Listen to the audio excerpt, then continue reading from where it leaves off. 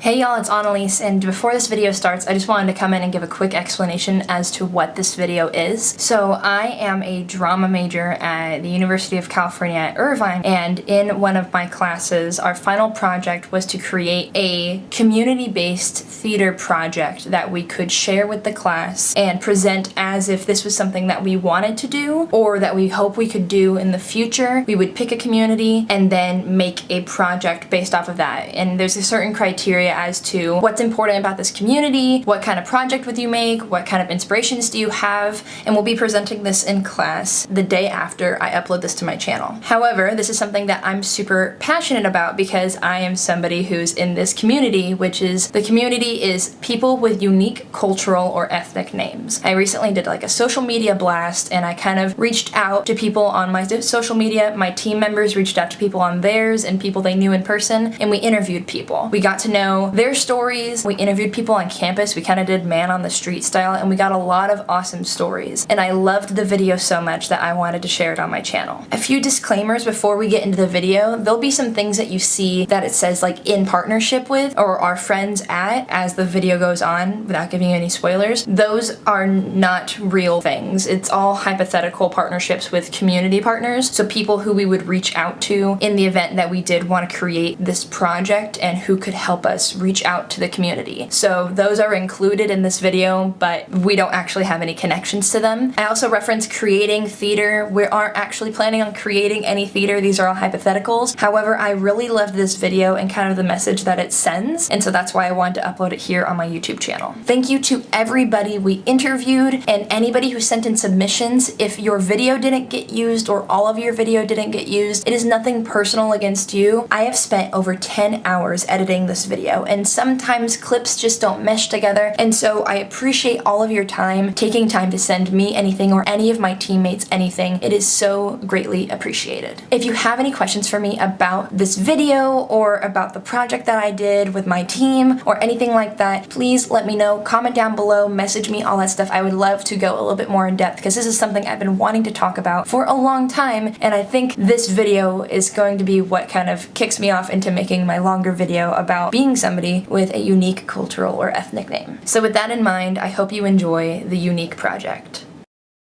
Hi, my name is Kareni. Anuj. Pragya. Annelies Margareta Veldman. Shakiba. Katarina. Kainawa Charles, Rakai Paka Miller. Anya. Purvi Subramanya Rajan. Edgar Kachatrian. Josue. Kieran McLeod Aitken. Amilcar Jauregui. Ramya Darshini Chandrasekharan. Erica Jamran Clark. Sukmanjit Kaur. Tekla. Nauras Muhammad Tahamer. Ariza. Carlos. Pallavi Subramanya Rajan. Josue. Vijal Kent. Last name is Padden. My name is Supachaya and my nickname is Jazz.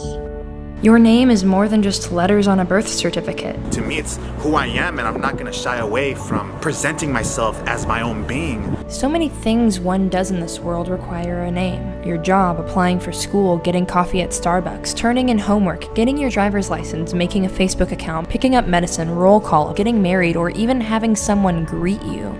Imagine a world where your name might not make those things so easy. Some people don't have to. I was born in Texas and I lived there for 5 years. During that time, I got all kinds of mispronunciations. Payavi a lot, Pallavi, Pallavi. Every time someone tries to say it, it's like funny to me because my teachers used to be like, oh, Josu, or some people would say Jose and not Josue. In general, I try to correct people if it's really drastically off. In 7th grade, my assistant principal called me out of class. Throughout the entire interview, she called me quinoa. And I thought it was the joke at first until the end of the interview when she was like, okay, thanks, quinoa. And I was like, oh, it's quinoa. And then she was like, no, it's quinoa. For the most part, I've generally found myself allowing people to say my name wrong. I've had people say that they don't want to switch the way they say my name because they like the white version better. Actually, in middle school once, I realized that and I was like, I should really start correcting people because my name is Pallavi and it has a specific meaning when said in that way. Since then, I've tried to be more true to the original pronunciation of my name. That doesn't mean I don't have a fake Starbucks name. It's Emma. I have a Starbucks name, which is Texas. Everyone who has a unique name knows this situation all too well. Every time there was a substitute teacher or someone, Whenever like attendance would like go on in class, they would always stop at my name. the teacher would always like pause at my name. Like they would like, oh, Melissa, whatever.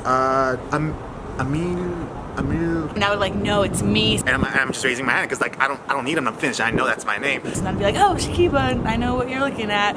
Imagine a world where someone assumes something about you solely based on your name. Some people don't have to.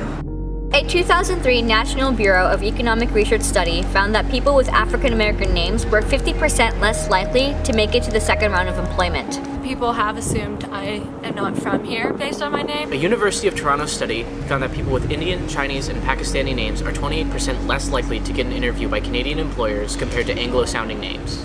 Well, I think that in their minds, I think they're trying to be nice and not mispronounce my name, but to me it sounds like a lack of effort, because I think that if they tried and if I corrected them, like that could be the end of our interaction. We wouldn't have to go through like a weird, awkward exchange where I'm trying to tell them but they don't want to hear it. I kind of have to Americanize it, have people just say Kachatrian because it's a lot easier to say, but even then people still have trouble.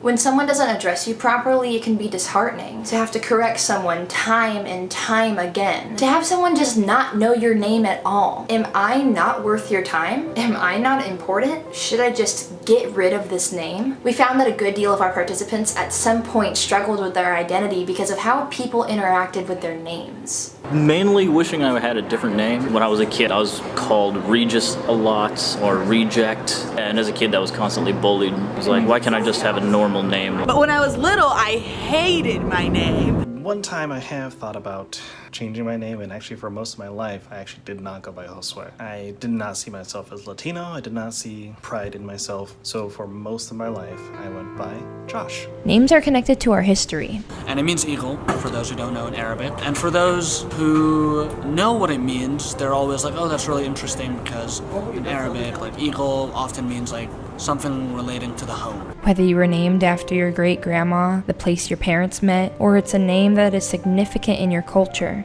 Hamilcar was the son of Hannibal. Hannibal was a general, took down the Roman Empire. I'm like, what? And then Rakaipaka from my mother's side, which is Maori, New Zealand. So Rakaipaka was a leader back in ancient myth culture for Polynesia. Our names can have stories. Stories that deserve to be told. It's part of my heritage, and it's like one thing that gives me a tie to my heritage. It's also another name for a goddess in Hindu mythology. I like it now. I love my name now. This name is super unique to who I am. Quite like my name now. You know how people always think of having like a stage name or something? I don't think I need a stage name. I think my name has a natural panache to it. That made me happy to actually go by my real name for the first time ever, and I never looked back since. Right now, it's cool. With help from our friends at the ACLU, the UCI Cross-Cultural Center, AppsMe, and many others, we can create projects that tell your story. Because when you see your story on stage, it lets you know that you are not alone. And although we have shared experiences, that doesn't change one very important thing. You are unique. You are unique. You are unique. You are unique. You are unique.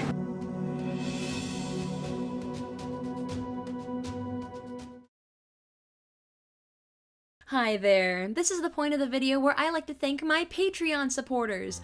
All these wonderful, beautiful people are at the Ethel tier or above when it comes to supporting me on my Patreon, and that means they pledge at least $10 a month.